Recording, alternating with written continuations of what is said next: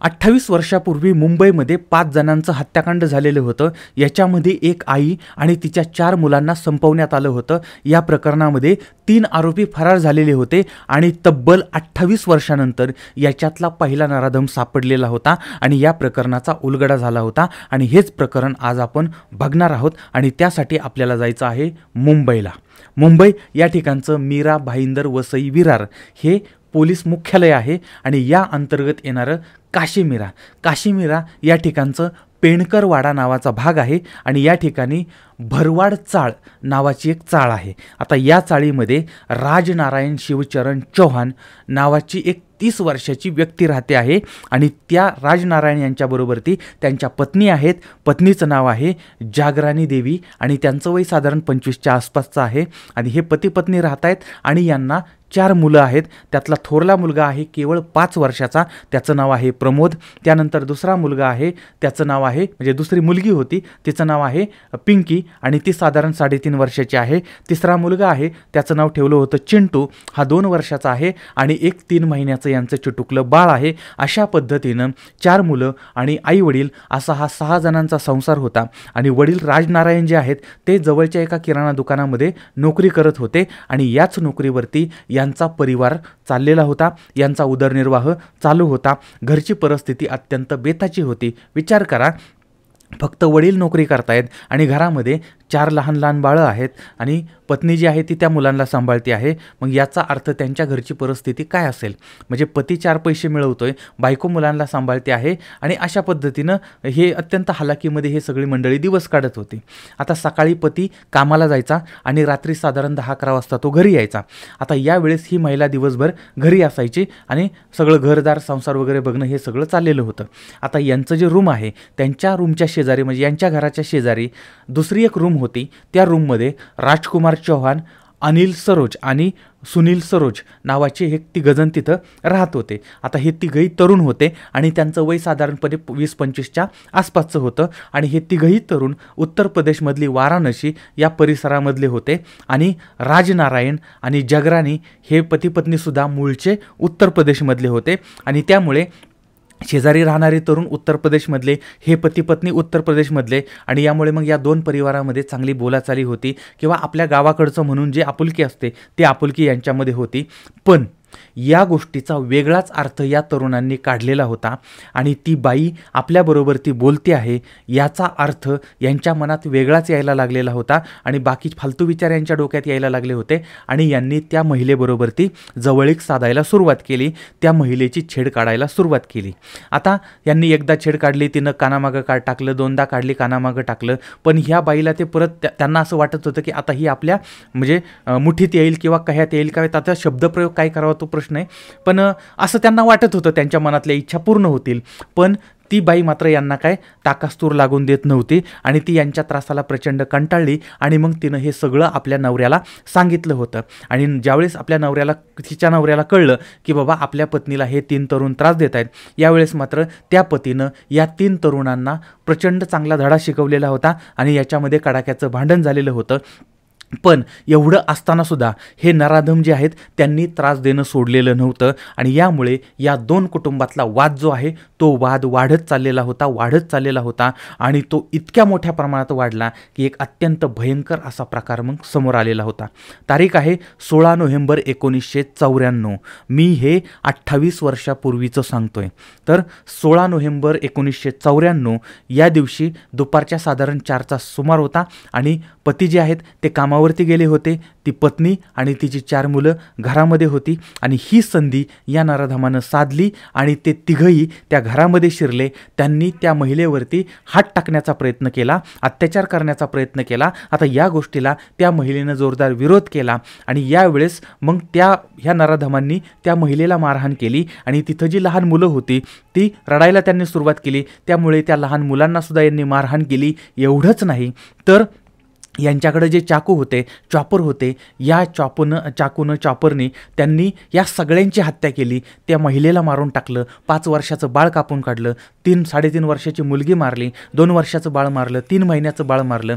अशा पद्धतीनं यांनी सगळ्यांना कापलं। अशा पद्धतीनं हे राक्षसी कृत्य केलं आणि नंतर या नराधमांनी त्या घराला कुलूप लावलं आणि ते स्वतःच्या घरी गेले. त्यांच्याकडचं जे हत्यार आहे ते हत्यार आणि रक्ताचे कपडे जे आहेत ते सगळे बाजूला काढून ठेवले आणि आपल्याही घराला त्यांनी कुलूप लावलं, बंद केलं आणि हे तीनही नराधम फरार झाले. आता इकडं ते मृतदेह घरामध्ये पडलेले होते. रात्रीच्या साधारण 10-11चा सुमार झाला होता आणि पती जो आहे राजनारायण तो आता घरी आला तर आपल्या घराला कुलूप. आता बायको एवढ्या रात्रीची कुठं गेली, लहान मुलांना घेऊन कुठं गेली, त्यानं शेजारी पाजारी विचारलं. पण हा जो खून होता, हे जे म्हणजे हत्याकांड होतं ते इतकं बेमालूमपणे करण्यात आलेलं होतं की ते शेजाऱ्यांनासुद्धा कळलेलं नव्हतं. आणि मग शेवटी आता बायको कुठं गेली काही कळेना आणि मग यानं दरवाजा उघडला. दरवाजा उघडल्याबरोबर ती मोठमोठ्यानं ओरडायला लागला. घरामध्ये रक्ताचा सडा पडलेला होता, बायको आणि मुलांचे मृतदेह पडलेले होते. अत्यंत विदारक अशी ही अवस्था होती. आता हे बघितल्यानंतर तो बाप जो आहे तो बेशुद्ध पडलेला होता. पण त्याचं तिथं सगळं संपलेलं होतं. आता आजूबाजूचे लोक मग जमा झालेले आहेत आणि मग काश्मीरा पोलीस जे आहेत त्यांना बातमी गेलेली आहे. पोलीस त्या ठिकाणी पोहोचलेले आहेत.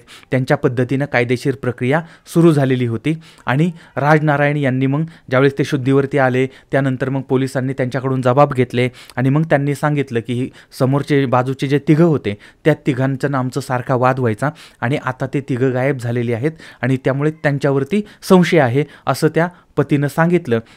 त्यानंतर मग पोलिसांनी त्या शेजाऱ्यांच्या घराची झडती घेतली. त्या घरामध्ये हत्यारं सापडली आणि रक्ताळलेले कपडे सापडले. याचा अर्थ ह्या ज्या हत्या झाल्या त्याच्यामध्ये या तिघांचा हात होता हे समोर आलेलं होतं. पण तिघंही गायब होते, फरार होते. त्यानंतर मग पोलिसांनी यांच्या गावचा पत्ता वगैरे काढला आणि पोलीस त्या उत्तर प्रदेशमध्ये गावाकडे पोहोचले.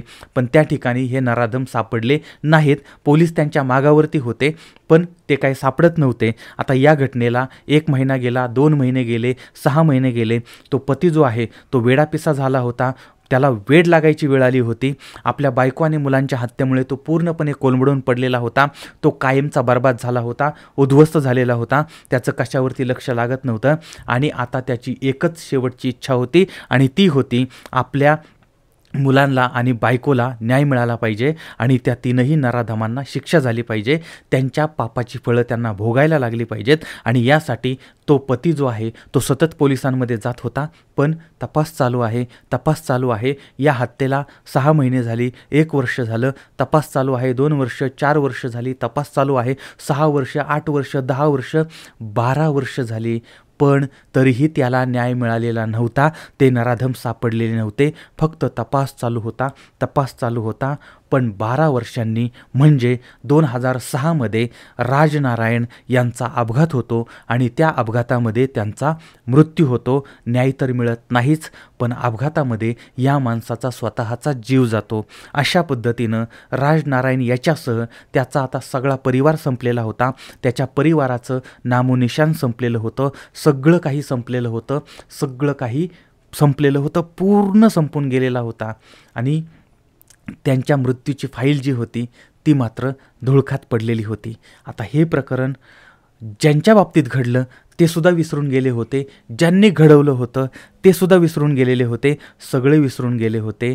पण मीडियावाले विसरले होते, परिवार विसरला होता, पण ती नियती विसरलेली नव्हती.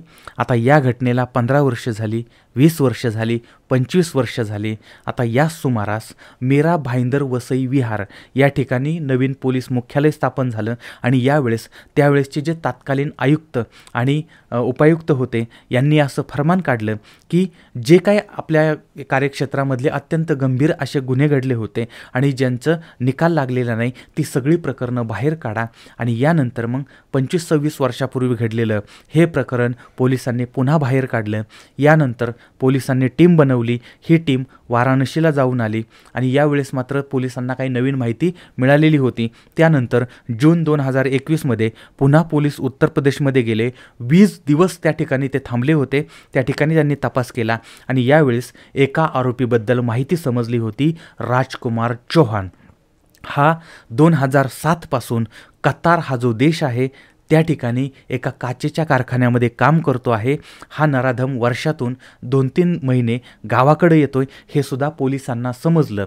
पोलिसांनी त्याच्याबद्दलची माहिती काढली, त्याचा पासपोर्ट नंबर वगैरे मिळवला आणि लुक आउट नोटीस जी आहे ती जारी करण्यात आली आणि आता पोलीस त्या नराधमाची वाट पाहत होते. तारीख आहे 29 डिसेंबर 2022, वार होता गुरुवार आणि कतारवरून हा निघाला होता. मुंबईला पोहोचला, छत्रपती शिवाजी महाराज आंतरराष्ट्रीय विमानतळावरती आला आणि यावेळेस मग पोलिसांनी त्याला अटक केली, ताब्यात घेतले आणि तब्बल 28 वर्षानंतर या राक्षसाला अटक झाली. अशा पद्धतीने पहिला ब्रेक थ्रू या ठिकाणी मिळालेला होता आणि आता दोघांचाही शोध चालू होता आणि पोलिसांनी असा विश्वास व्यक्त केला आहे की त्यांनाही काही दिवसात किंवा काही महिन्यात आम्ही अटक करूया. पण अशा पद्धतीनं ही घटना समोर आलेली होती. आता या प्रकरणामध्ये अशीही माहिती समोर येते की राजनारायण यांची जी लहान मुलं होती ती मुलं शेजाऱ्यांकडे खेळायला जायची आणि यावेळेस या मुलांनी शेजाऱ्यांची एक सुटकेस आहे ती सुटकेस मोडली होती आणि यावरून मग त्या दोन्ही परिवारात वाद झाला होता आणि अखेर राजनारायण यांनी त्या तिघांना ही नवीन सुटकेस घेऊन दिली होती आणि त्यामुळे हे हत्याकांड घडलं. पण असं वाटत नाही, कारण केवळ कुठली तरी सुटकेस तुटली आणि त्या सुटकेसचा वाद झाला आणि त्या वादातून मग त्या 3 जणांनी यांचं हत्याकांड केलं असं म्हणजे वाटत नाही. पण जे माध्यमातून समोर आलं होतं ते मी तुमच्यासमोर मांडलेलं आहे. आता याचा अजून तपास चालला आहे, अजून काही मारेकरी सापडायचेत, याच्यामुळे कदाचित नवीन माहिती, वेगळी माहितीसुद्धा आपल्यासमोर येऊ शकते. पण या सगळ्या प्रकरणामधून आपल्याला धडा काय मिळतो?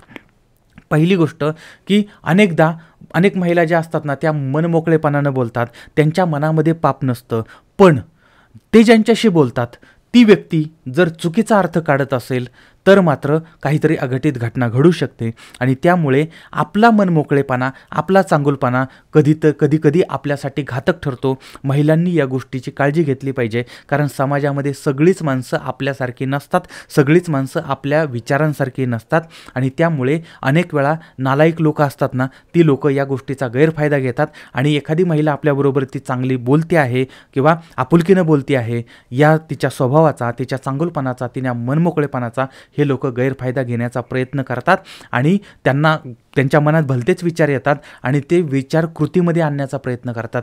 त्यामुळे महिलांनी या बाबतीमध्ये थोडीशी काळजी घेतली पाहिजे. दुसरी गोष्ट, चुकीच्या वागणाऱ्यांनी सुद्धा, म्हणजे जे मंडळी वाईट वागतायत, चुकीची कामं करतायत, त्यांनी सुद्धा लक्षात ठेवा की जर कुणी दुसऱ्याचं वाईट करत असेल तर जो वाईट करतो तो सुद्धा स्वतः सुखी राहत नाही आणि भले त्याला कायद्यानं काही शिक्षा मिळो न मिळो, पण नियती किंवा निसर्ग जो आहे तो मात्र त्याला त्याच्या कर्माची शिक्षा देत असतो. कधी ना कधीतरी त्याला त्याच्या कर्माची फळं भोगायलाच लागतात आणि त्याला जेवढा उशीर होईल तेवढी ती व्याजासकट भरायला लागतात.